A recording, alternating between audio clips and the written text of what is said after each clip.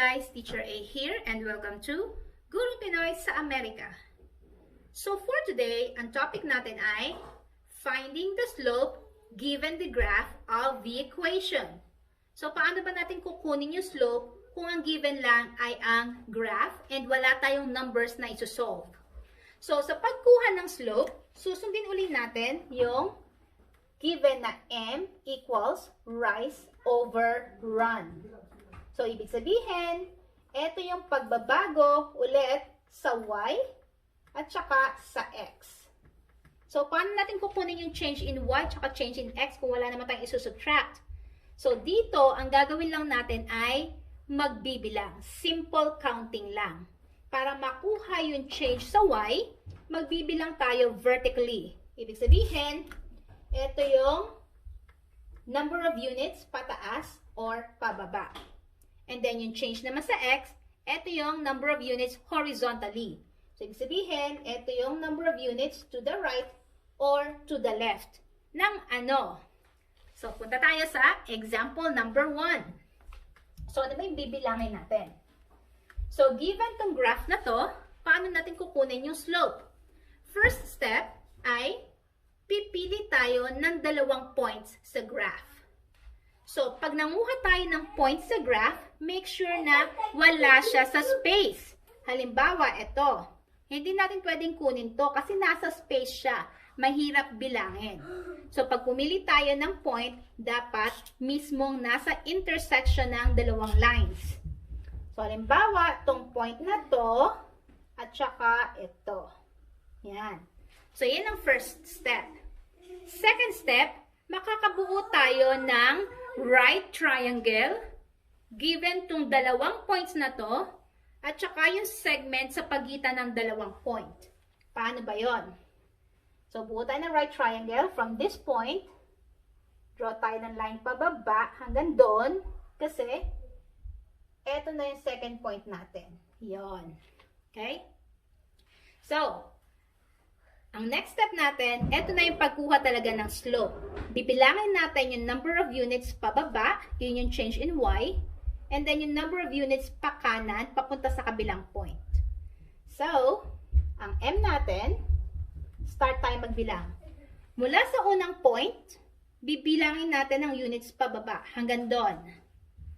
So, we have 1, 2. Since pababa siya, that means negative yon. So, negative 2. Over. So, dito tayo nag-stop. Pupunta naman tayo sa kabilang point. Ito. Count ulit natin. From here, we have 1, 2, 3. 3 siya, papunta sa kanan. So, that is positive 3. So, after nating bilangin, ang next step ay isi-simplify natin yung ating slope. Masi-simplify pa ba to? Marireduce pa ba to sa lowest term? Hindi na. So, therefore, etong slope ng ating example, number 1. Again, kapag nagbilang tayo, going down, parang dito sa ating Cartesian coordinate plane, pag number sa ilalim, mga negative siya. So, yung going down ay negative. Going up ay positive. Now, kapag naman nagbilang tayo horizontally, ang going to the right ay positive, and then yung going to the left ay negative. Okay? So, example number 2. Again, first step, kuha tayo ng dalawang points sa ating graph. So, pipiliin ko ay ito. Sakto siya. And then, nasan yung kabila? Here. Yan. And then, second step, bubuo tayo ng right triangle gamit yung dalawang points na yon.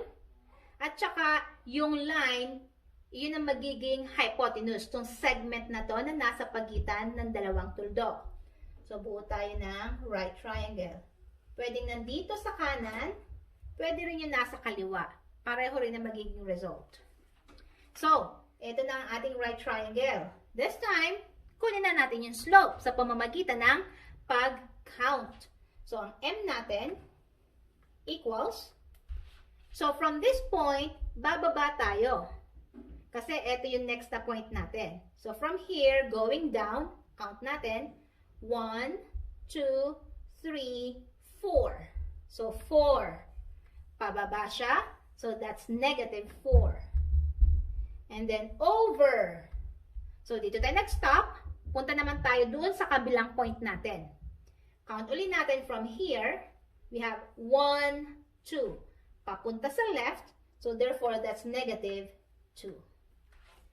Next is simplify natin ang ating nabilang. So, negative 4 divided by negative 2 ay positive 2. So, therefore, ang slope natin sa example number 2 ay positive 2. So, ganun lang kadali ang pagkuha ng slope given yung graph. Again, first step, kukuha tayo ng dalawang points. Second step, magdodraw ka ng right triangle given yung dalawang points na yon, gagamitin mo siya, and then yung segment ng mismong graph as your hypotenuse. So, ayan na yung right triangle. Either dito sa ilalim or sa taas, pwedeng nasa right side, pwedeng nasa left side. Okay? Next, third step, bibilangin mo na siya. So, pagbilang mo, pag nag-count ka pababa from one point hanggang doon sa pinaka-right angle, from that point pababa, that's negative. Kung pataas naman ang bilang mo, positive naman yung number. Now, kung papunta sa kanan, this time, pag x na ang kinukuha mo, change in x, pag papunta sa kanan, so from doon sa right angle mo, papunta sa second point, going to the right ay positive, and then going to the left naman ay negative. And then last step ay isi-simplify or i-reduce sa lowest term yung given. Okay? So that's it. Next, this time, paano naman pagkuha ng slope kung ang given ay equation? So, ito ang pinakamadali sa lahat kasi you don't have to solve. Given na talaga siya. Kitang-kita mo na, kokopyahin mo na lang. Example number 1. Halimbawa, ang equation natin ay, let's say, y equals 3x plus 4. So, nasaan ang slope dyan? Para makita ang slope, isipin natin ulit ang ating slope-intercept form na y equals mx plus b. Si m na kasama ni x, ito yung ating slope. So, si b, si y-intercept yon, since hindi naman siya kasali sa topic, dito muna tayo mag-focus. So, kung sino yung kasama ni x, yun yung slope natin. So, therefore, sa number 1, ang m natin ay positive 3. Kasi siya yung kasama ni x. Okay? Example number 2. What if ang given ay y equals negative 4x plus 5? Ano yung slope natin? Again, tingnan kung sino yung kasama ni x. Siya ay negative 4. So, therefore, ang ating slope ay negative 4. Okay, example number 3. This time, ang given naman natin ay nasa ibang form. So, we have 3x plus 2y equals 6. So, kung ang given ay ganito, ililipat natin siya into its slope-intercept form. Again, ang format natin ay y equals mx plus b. So, ibig sabihin, yung y lang ang nasa left side. So, yung 2y lang. So, 2y equals, si 3x, ililipat natin sa kabila. So, nakalagay sa ating formula or slope-intercept form, after ng equal sign, yung may x. So, lilipat natin siya rito. Positive 3 siya. Pag nilipat sa kabila, magiging negative 3x. And then plus b, so plus yung constant, positive 6, so plus 6. Now, makukuha na ba natin yung slope? Not yet, kasi yung numerical coefficient ng y ay 2. So, dapat 1 lang siya. Or, wala kang makikitang number. So, paano natin aalisin si 2?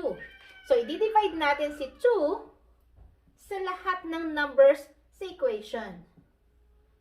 So that si 2 ay makakancel out kasi 2 divided by 2 ay 1 times y ay y equals, and then negative 3 divided by 2 ay hindi naman madidivide. So, kokopyahin lang siya. X. And then, 6 divided by 2 ay 3. Yan. So, this time, pwede na natin kunin yung slope. Anong slope natin sa given? So, yung slope, again, ay yung kasama ni x, which is negative 3 halves.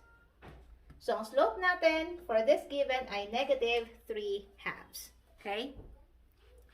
Last example. So, what if ang given naman natin ay 8x minus 4y minus 8 equals 0. So, again, ang first step ay i-convert natin to into its slope-intercept form na kung saan y lang ang nasa left side.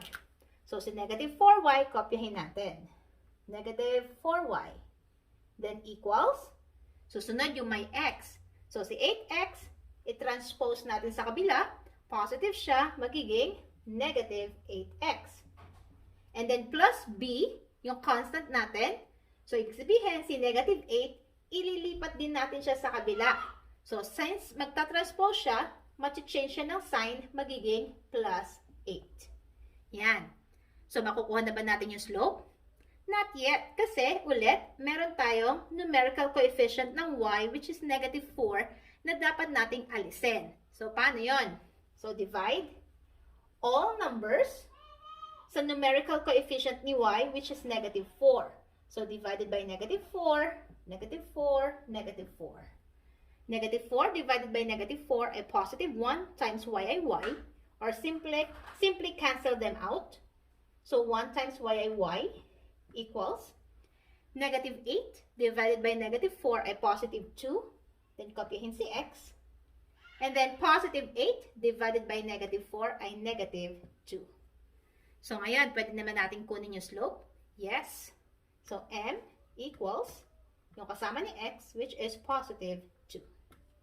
There. So, kung natuto kayo sa lesson natin, kindly give me a like para i-share ni YouTube sa iba at marami ring matuto ng lesson natin na finding the slope. Okay? So, that's it for today. Paalam!